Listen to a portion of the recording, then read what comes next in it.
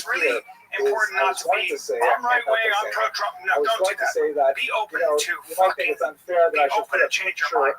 JD Vance 2028. But the reality is that, But then also, with a student, professors I just actually think all tend to take politicians are on trash. a little bit of physical likeness, for example. And then I have Your job is much harder than you think. I don't think it's that hard. But It is. yeah, maybe, but that's what they sign up for. I mean, fucking rip. I'm just saying, but then also when it comes to Trump, like now he's fucking his fan base over for the first time. They kind of turned their backs on him with the ICE stuff. Like even with ICE stuff, I'm kind of like, what the fuck are you doing?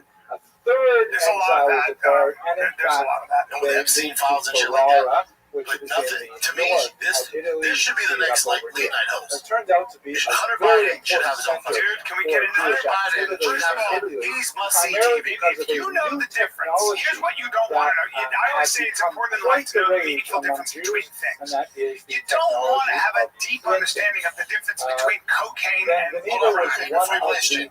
He talks about the difference between cocaine and crack like I talk about Trump. Look at his eyes. I was passionate for AIDS, and he's like a Judas Caesar that has sequences. He has a passion for crack cocaine. Go ahead and play it, ladies. This is what you don't want to be a connoisseur in crack and cocaine. He also is a spitting image and talks and has the cadence of his dad, but he's a crackhead. It's must-see TV. You gotta love it. When you hear these people, you go, oh, that's a human being. He's a complicated human being.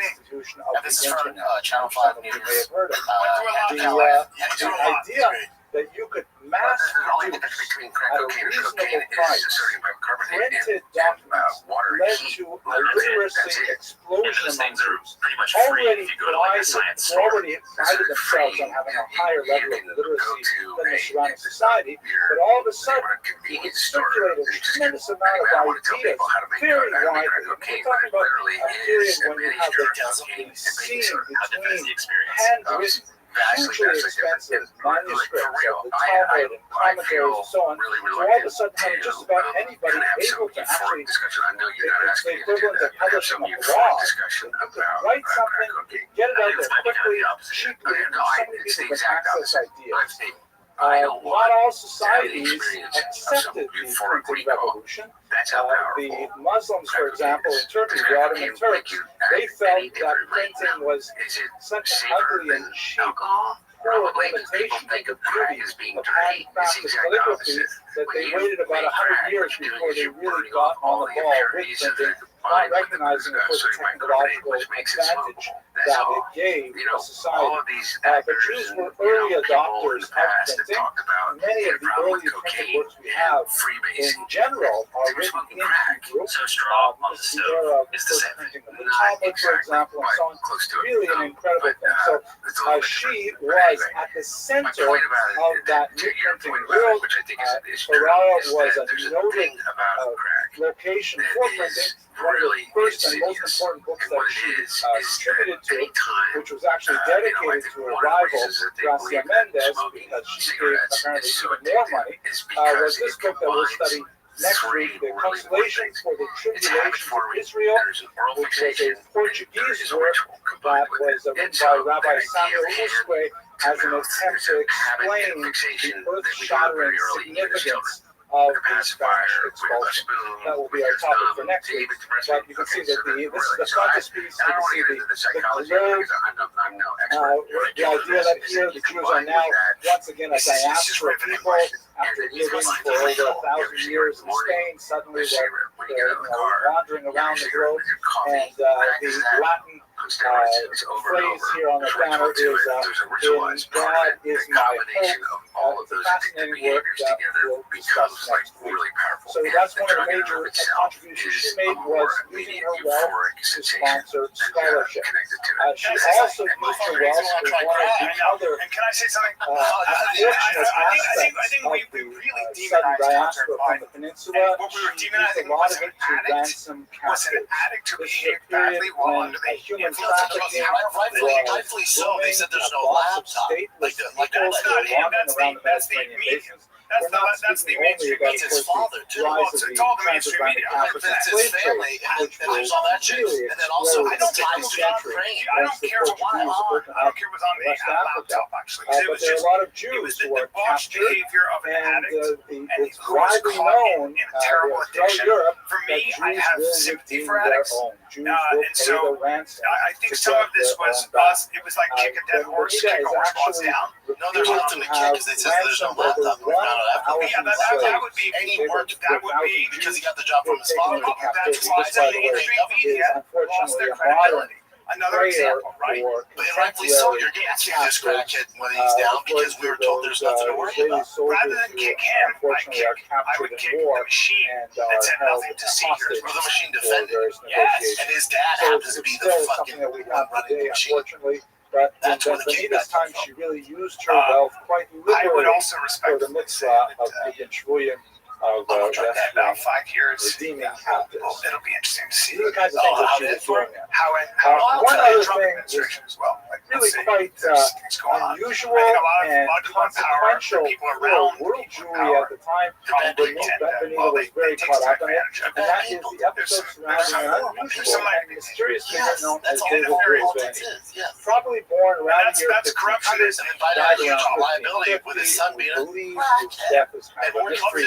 He was sent to prison ultimately in Portugal. Loves his son. You hear by Hunter on Little American Bainey was was fascinating. I don't blame by He's small man. He's Some of He's the a CTV. references His dedication of him as to the a craft dwarf, of smoking crack with is a very dark none skin, better than anything of I'm African I origin. don't And vilify there's been a lot of Hunter supposition, Biden. I think Hunter Biden had a really hard Afghanistan, run of it. Don't He's smoke your part crack, part of son. Africa, Don't smoke still crack. not Man, good. that does sound. But That's the way he, I didn't know. I didn't know that You know me, I'm a routine guy. I'm a routine guy. My coffee in the morning, my nicotine. I'm a routine guy. Stay away from any because you have an addictive personality. Yeah, well, he's sold me crack. That's what that commercial did. He's a huge advocate for crack. Global It's actually better than cocaine because you burn all that stuff off. engineer That's an old friend of mine who got caught up in heroin and really never kicked it. Or took a long specifically, time. he Said alluded the first time he to did the heroin, mysterious heavy kingdom hit the of pillow, Prester and he John, said, which was a I'm in medieval trouble. concept Yeah. that Because he many spent- Christians You believed spend that there the was rest a of your time chasing massive that army, That fat drag. possibly called a of Jews, It's called a they're fat called the drag. Red Yeah. Jews, You're a fucking living old drag. inside a mountain in the just Caucasus an old region. Take out the And at purities. some point in the War of Makes Gog and someone try crack. Magog, Well, you know all what of it does? these Jews would come spilling out of this mountain, and you would have this great conflagration that would ultimately end up in Armageddon and the Because we were always coming the of the narrative Messiah. on crack So thinks Little that Bainey went Nancy, from court to Nixon's court, wife, saying that say he no to had drugs. The whole the ear knock on of crack was Prester John himself, That's right. Yeah, that's right. and that It was that say no to with drugs. the right inducements, he needed a That's little bit more very Yeah, sure. reinforcements But the from kick on that European was armies. it was for He poor would people. actually take Cocaine that was for the huge rich. host Yeah. from the They put Caucasus crack in Mountains, lower and they would income invade neighborhoods the like black Ottoman neighborhoods. Turkish And so they became Empire, addicted to crack. and So they it would became like liberate Israel from its low Muslim society drug. controllers, When in and reality, it's all my this boy was something Biden that is was talking seen about. with It great actually the way to enthusiasm go. by It's his the rich Christian man's drug, interlocutors. Yeah. He You get rid actually of all the held bullshit around audiences here. with Yeah. many You know what it saints is? and popes It's the who fucking took him earworm seriously. cocaine. And You Benita burn all the Abravana bad shit also off so and smoking you know, that he real. created, she supported him financially. She supported him with this amazing banner that you can see represented in this He should piece take of art Colbert's here. spot. I knew a guy in there, who was an in which actor, and it has the Ten Commandments emblazoned on it, and he made kind of like a striking figure wandering with tremendous chutzpah, going to all of these courts and claiming this. When he met with the popes, or perhaps it was Charles V, the Holy Roman Emperor, he said, you know what? He starts I think you should go to my relative in Wow, Portugal. I love saying that name. I know I'm saying it wrong, but I like saying Wow.